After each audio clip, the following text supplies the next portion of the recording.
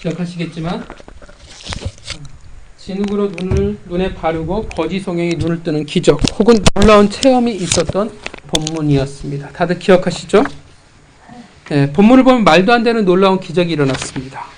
32절을 보면 얼만큼의 대단한 기적이냐 면 창세 이후로는 소경으로 태어날 때부터 난 자의 눈을 뜨게 함은 들은 적이 없다라고 말할 정도의 아주 특별한 기적에 해당합니다.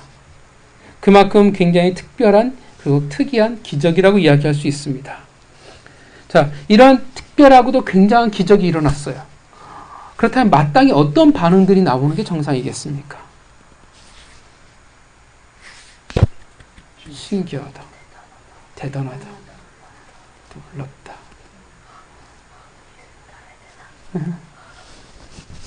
약한데? 그렇지. 그래, 다양하지만 어쨌든 그 자리가 어떤 자리가 되었냐면 모든 사람이 다 기뻐하는 자리가 되어야 돼요. 그죠? 자, 그 은혜를 그리고 같이 나눌 만한, 왜 그렇잖아요. 우리 교회 안에서도 아픈 사람이 있다가 하나님이 놀라운 기적으로 고쳐줬어요. 그럼 우리의 반응이 놀랍다로 끝이진 않잖아요. 같이 그 기쁨과 은혜를 나눈다라는 겁니다. 근데 오늘 본문을 여러분들이 쭉 보셨지만 어떡해요? 그 기쁨이라는 것, 은혜라는 것을 찾아볼 수가 없다라는 것입니다. 자, 소경되었던 자들을 사람들이 바리새인에게 데려갔어요. 왜 바리새인들에게 데려갔겠습니까? 왜 그래요? 왜 눈을 뜬 자를 왜 사람들이 바리새인에게 데려갔어요? 확인. 눈을 떴는지 안 떴는지요? 눈을 떴는데? 문둥병자 같은 경우는 제사장에게 점검을 받아야 돼요. 그러나 사실 바리새인에게 데려갈 필요는 사실 없었어요. 근데 왜 데려갔을까요? 긍정적일까요? 부정적일까요? 왜요? 50% 확률? 찍어서? 왜 그럴까요? 그쵸. 14절에 복선을 깔아놓죠. 14절에 뭐라고 이야기하고 있어요? 그쵸. 안식일이라는 복선을 깔고 있다라는 것입니다. 안식일에 일어난 이 일을 우리가 어떻게 봐야 하는가? 그리고 뒤에 나오지만 예수 그리스도라는 인물을 넘어뜨리기 위해서 그를 바리새인들에게 데려가고 있다는 것입니다. 안식일에는 총 39가지 종류의 금지 규정이 있습니다. 그러니까 하지 말아야 할 39가지의 금지 규정이 있어요. 종교적 유전에 따르면 안식일에는 안약을 눈에 넣는 것조차 금지가 되어 있다고 합니다. 왜 그런지 모르겠어요. 인생을 왜 이렇게 재미없게 사는지 모르겠어요. 그러니 눈에 안약을 넣는 게 금지인데 당연히 어떻게 돼요? 진흙을 이겨서 눈에 바르는 것은 어떻게 돼요? 당연히 그들의 율법을 어기게 된다는 것입니다. 말도 안 되는 율법의 규정들입니다. 기쁜 일이 일어났는데 그 기쁨에 함께할 수 없는 그런 함께하지 못하는 사람들의 모습을 보여주고 있습니다. 본문을 보면 본격적인 신문에 들어가게 됩니다. 그러니까 목적이 있어요. 이 사람을 안식일에 이 고쳐진 이 일을 통해서 예수 그리스도를 죄인으로 잡아들일 목적이 있다는 것입니다. 그래서 1차로 소경을 신문합니다. 내 눈이 어떻게 뜨게 됐느냐라고 물으면 소경이 뭐라고 말하면 모른다라고 답합니다. 그래서 뭐라고 하냐면 당연히 선지자가 했을 거라고 이야기를 해요. 유대인들은 소경을 믿지 않았어요. 그러니까 소경이 눈을 떴다라는 자체를 부인하고 싶었습니다. 그래서 어떻게 해요? 그 사실 여부를 확인하기 위해서 부모를 불러들여 2차 신문에 들어가게 됩니다.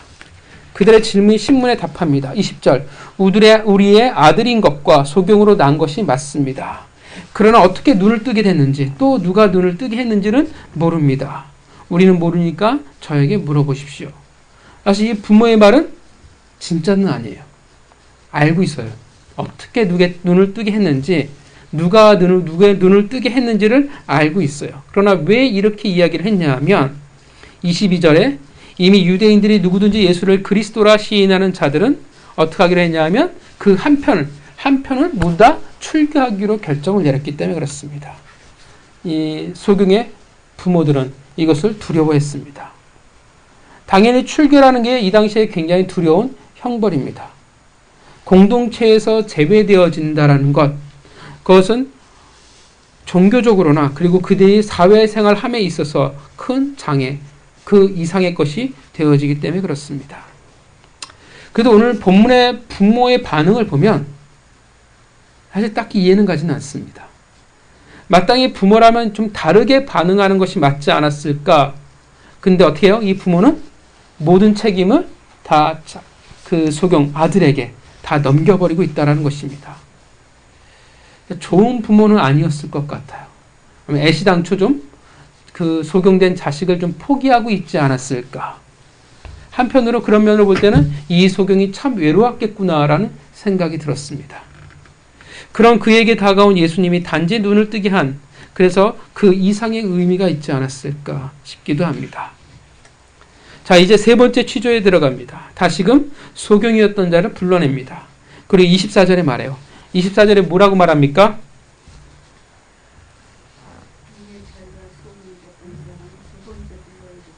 예. 예.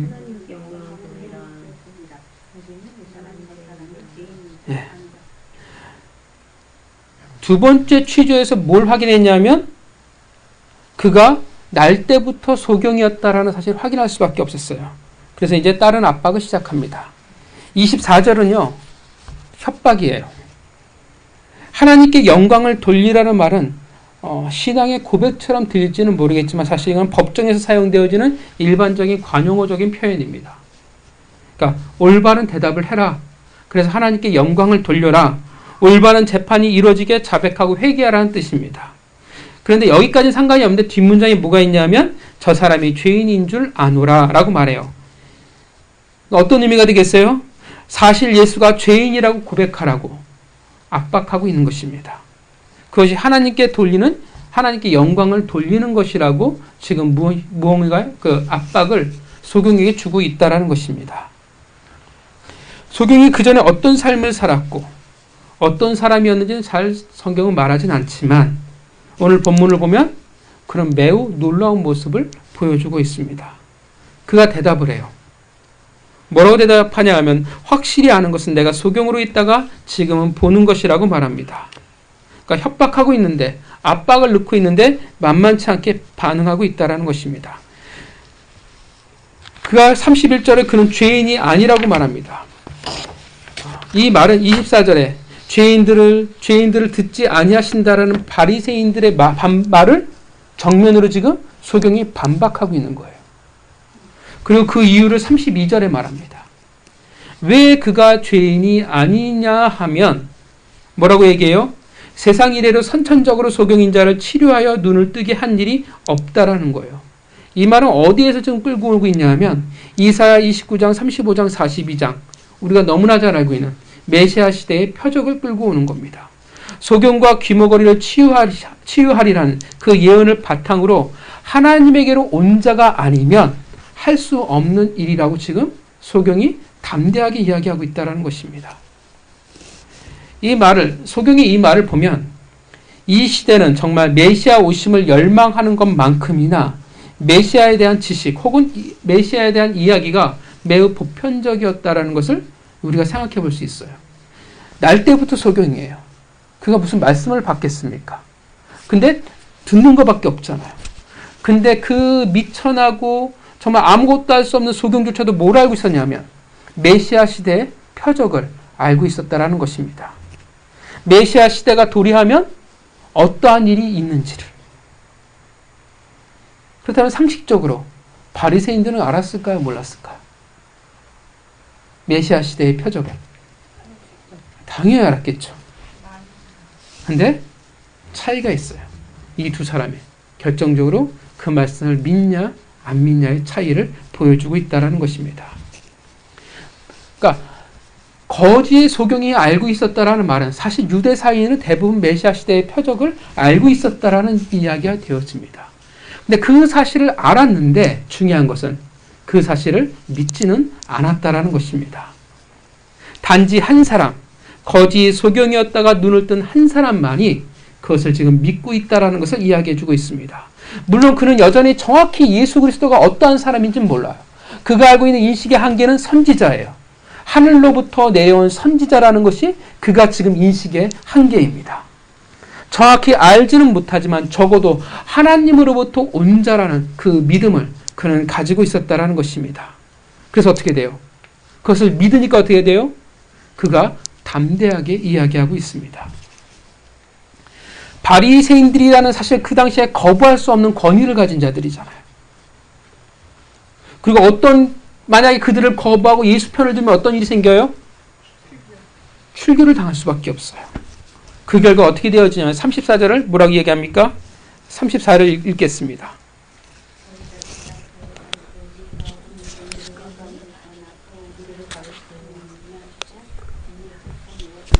예, 34절 쫓아내어 보내니라. 이 말은 보통 22절에 말하는 출교를 당했다라고 저희가 봅니다. 참 신기하죠. 사실 상식적으로 어떻게 하냐면 구원을 받으면 어떻게 돼요? 눈을 뜨게 되면 좋은 일이 생겨야 돼요. 근데 이 소경한테 좋은 일이 생겼을까요? 안 생겼을까요? 하나도 안 생겼어요. 여러분, 구원받고 난 후에 어떠십니까? 꽃길을 걸을까요? 가시밭길을 걸을까요? 우리는 구원받은 이후에 대부분 어떻게 하냐면 가시밭길을 걷게 되어 있습니다. 세상이 주는 꽃길을 우리는 참 걷기가 어렵게 된다는 거예요. 구원 이후에는 무엇이 우리를 기다리고 있냐면 이 세상이 주는 핍박과 또 하나님이 주시는 광야가 우리를 분명 기다리고 있다는 것은 사실이라는 것입니다. 근데 중요한 것은 어떻게 돼요? 소경은 믿었다라는 거예요. 믿었으니까 뭐가 있어요? 진리를 믿으니까 그것에 대한 확신을 분명히 가지고 있었다라는 것입니다. 그래서 바리새인들이 이야기함에도 불구하고 어떻게 돼요? 흔들리지 않아요. 바리새인들이 이야기하고 그의 삶이 어떻게 돼요? 출교를 당할지도 모르지만 그가 믿는 진리를 그가 알고 있었기에 어떻게 하면 흔들리지 않고 담대히 나아갈 수 있었다라는 것입니다.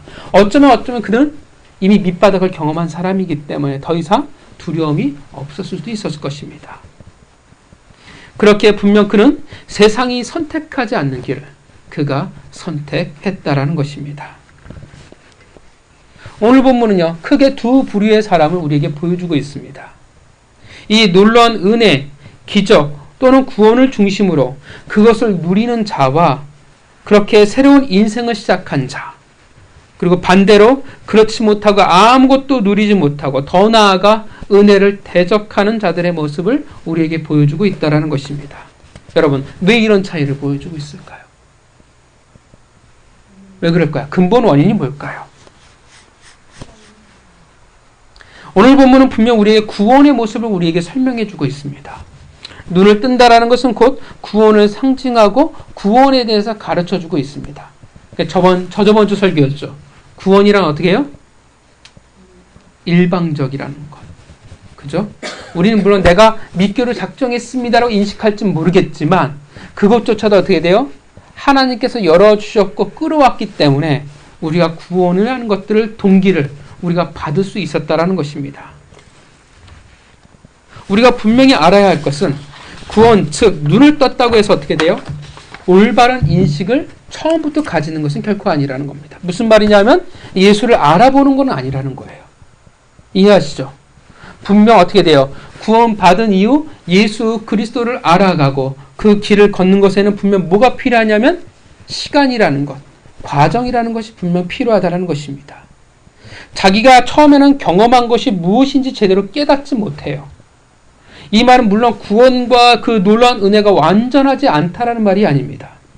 그것을 확인하고 깨닫는데 분명 시간이라는 과정이 우리에게 필요하다라는 것입니다. 우리는 처음에는 보통 구원 혹은 하나님이 주신 은혜를 제대로 인식 못합니다. 구원도 처음에는 천국 가는 티켓 정도로 인식할 때가 너무나 많고요. 은혜도 어떻게 돼요? 내 입맛대로 해석할 때가 너무나 많아요.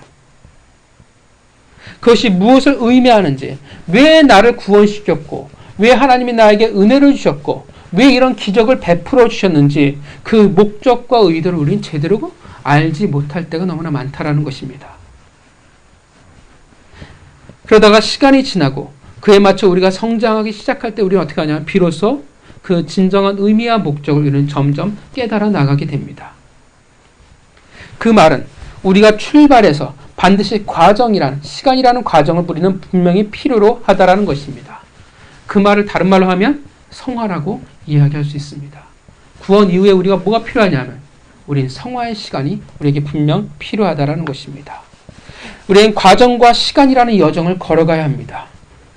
오늘 본문에 왜 이런 차이를 보여주고 있냐면 왜 이렇게 극명한 두 부류의 사람으로 나눠지고 있냐면 바로 그 성화라는 과정과 시간의 여정을 나아가냐 아니면 멈춰 있느냐의 차이를 우리에게 말해주고 있다는 것입니다.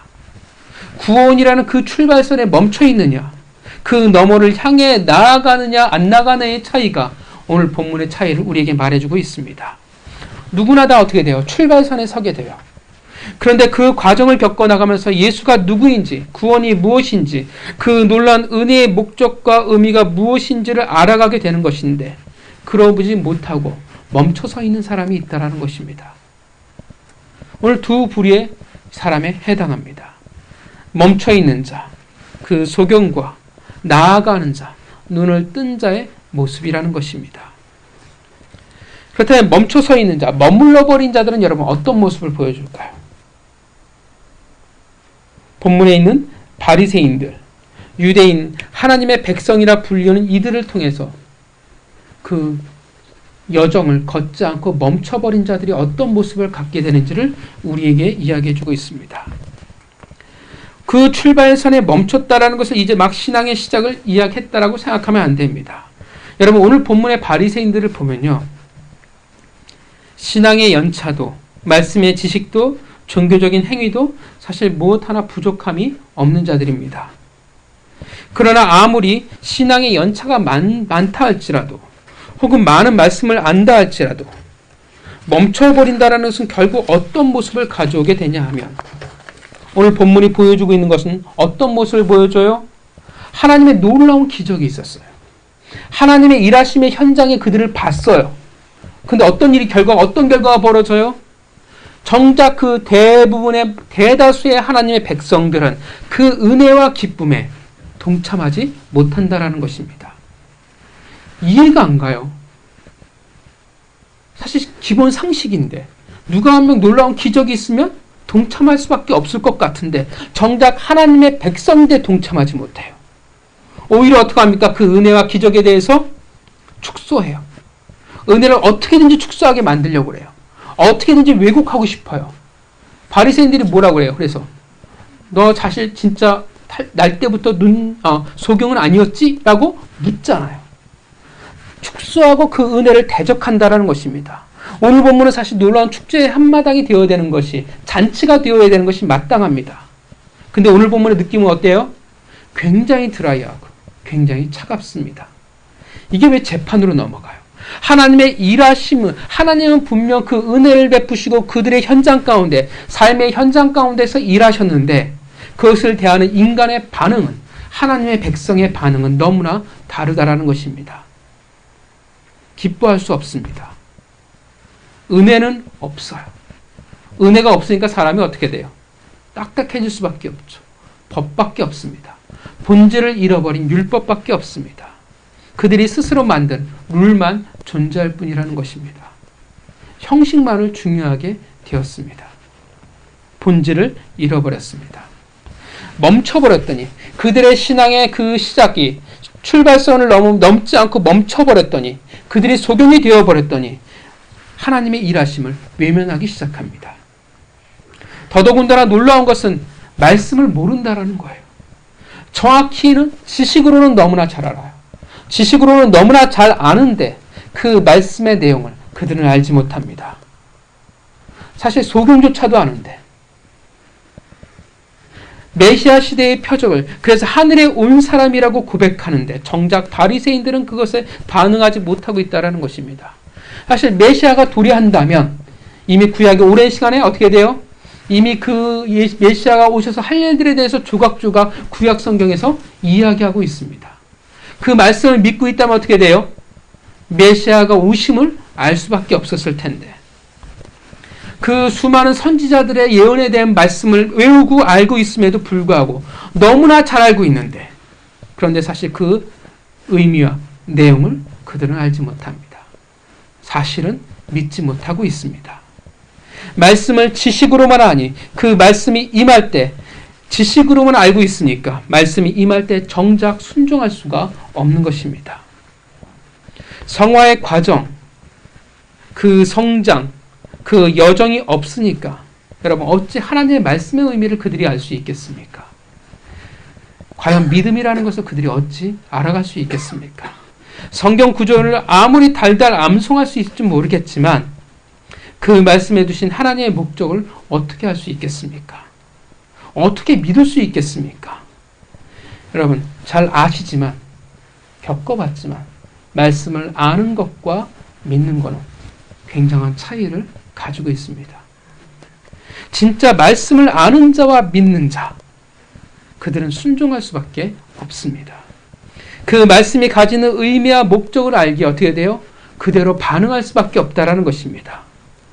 오늘 이 세대가 왜 순종하지 못합니까?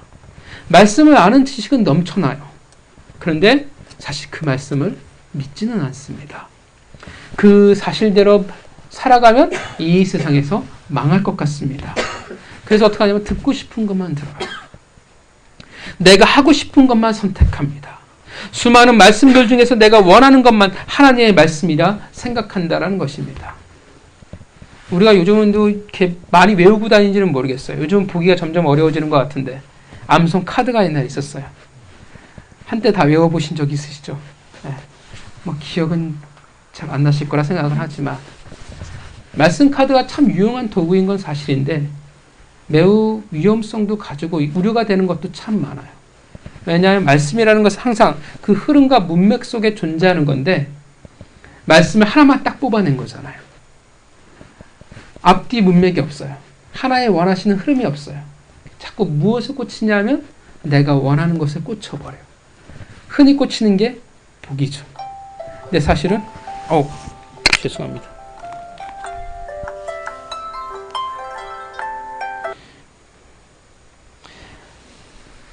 우리가 축복을 이야기할 때 축복의 말씀들을 가만 보면 무서운 게 뭐냐면 항상 보면 조건이 붙어요. 조건 없는 축복이라는 것은 사실 성경에 없습니다. 항상 이것을 하면 너희가 복을 받을 거예요. 근데 우리의 눈과 귀는 뭐에 가냐면 앞뒤 다 잘라버리고 복만을 우리가 택한다라는 것입니다. 그걸 가지고 하나님에게 열심히 기도하죠. 될까요? 안 될까요? 안 돼요. 우리 흔히들 했던 말이 기도할 때 하나님의 약속의 말씀을 붙들고 기도해라고 이야기를 해요. 근데 사실 그건 하나님의 약속의 말씀이 아니에요. 왜냐하면 일부분만 잘라낸 거니까. 될 턱이 없습니다.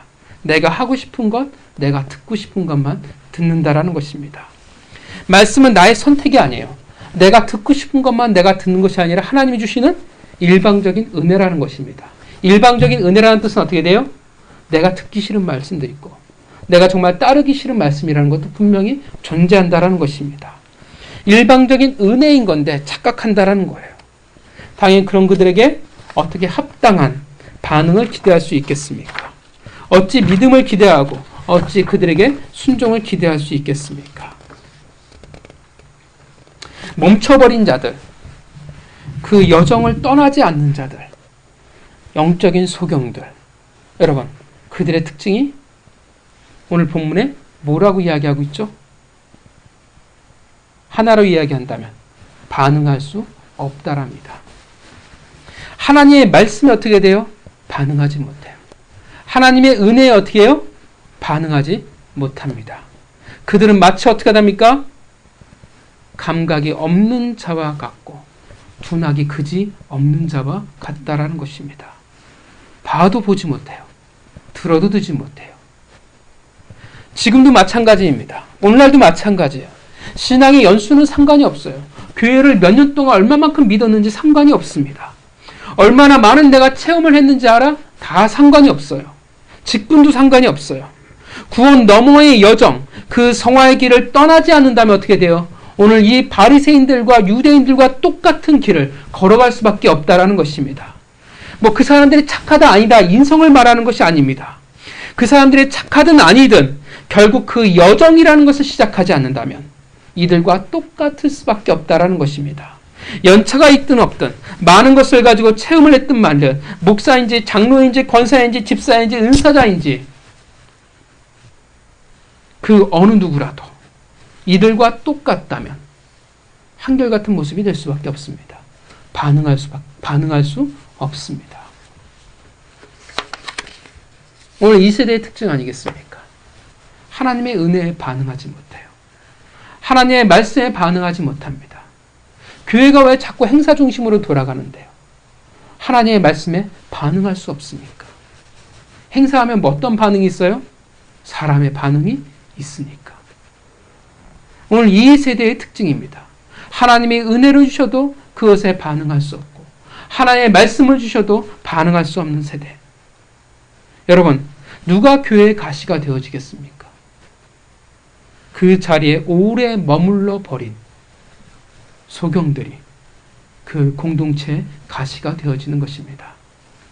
그래서 가시는 대부분 다 어떤 사람이에요? 초신자는 가시가 아니에요. 신앙이 우리가 보면 없어 라고 하는 사람들은 대부분 가시가 아니에요. 대부분 가시는 교회에서 오래오래 있었던 사람이에요. 닳고 닳아버린 사람들. 하나님의 은혜를 상실해버린 채 종교 생활을 하고 있는 자들. 결국 소경이 소경을 인도하게 됩니다. 하나님의 은혜를 알지도 못하고 대적하고 축소하려 할 뿐입니다. 이런 거 많잖아요. 교회 안에서 누가 은혜를 받고 이들이 있으면 속에서 어때요? 같이 기뻐하지 않아요. 그래? 너도 그렇게 채해봐라. 비웃고 조롱하기 시작합니다. 하나님이 일하시는 더 특징이 뭐냐면 냉소적으로 바뀌기 시작해요. 하나님은 분명 일하는데 그것을 차가운 시선으로 바라보게 된다는 것입니다. 하나님이 일하시는데 이 세상의 기준으로 판단을 하려고 합니다. 그렇게 해서는 안 되라고 이야기를 해요. 하나님이 일하시는데 자기의 수고가 싫어서 거부하기 시작합니다. 하나님의 일하심에 동참하기가 싫습니다. 외면해 버립니다. 그들이 왜 그렇게 행동을 해요? 그들이 말씀을 몰라서요? 은혜가 없어서요? 아니요. 그들은 떠나지 않고 그 자리에 멈춰져 있기 때문에 그렇습니다. 하나님의 그 여정을 그들은 가려 하지 않기 때문에 그렇습니다. 그들은 소경이 되어버렸기 때문에 그렇습니다. 하나님의 선택받은 백성이요. 하나님의 말씀과 하나님의 법을 주셨건만 이스라엘 유대인들은 그 자리에 멈춰버리고 말았습니다. 그들은 나아가지 않았습니다. 그래서 그 말씀도 은혜도 그렇게 오래전부터 이야기해 주셨건만 정작 그 놀라운 은혜의 시대, 메시아 시대에는 그들은 반응할 수가 없었습니다. 그들은 조롱할 뿐이었습니다. 기억하시죠? 십자가에 내려오라. 그들은 소경이었습니다. 그러나 정작 소경이었던 그 단 한 사람은 달랐습니다. 그는 오늘 본문에 새로운 시작을 합니다. 아직 예수 그리스도가 누구인지 명확히 알지는 못합니다. 그 놀라운 기적과 은혜가 무엇을 의미하는지 정확히는 알지 못합니다. 중요한 것은 그가 달라지고 있다는 것입니다. 그들은 믿습니다. 그가 바리새인들과 신문하는 모습을 보면 그가 어찌 세상에서 가장 불쌍한 사람이었을까 싶을 정도로 당당한 모습을 보여주고 있어요. 주저함도 없습니다. 두려움도 없습니다. 공동체에서 쫓겨난다는 것, 그 어떤 이도 편들어주지 않는데, 부모조차도 편들어주지 않는데 그것에 대해서 주눅들지 않습니다. 아무도, 이 세상에 단 한 사람도 내 편이 되어주지 않는데 그는 달려가고 있다는 것입니다.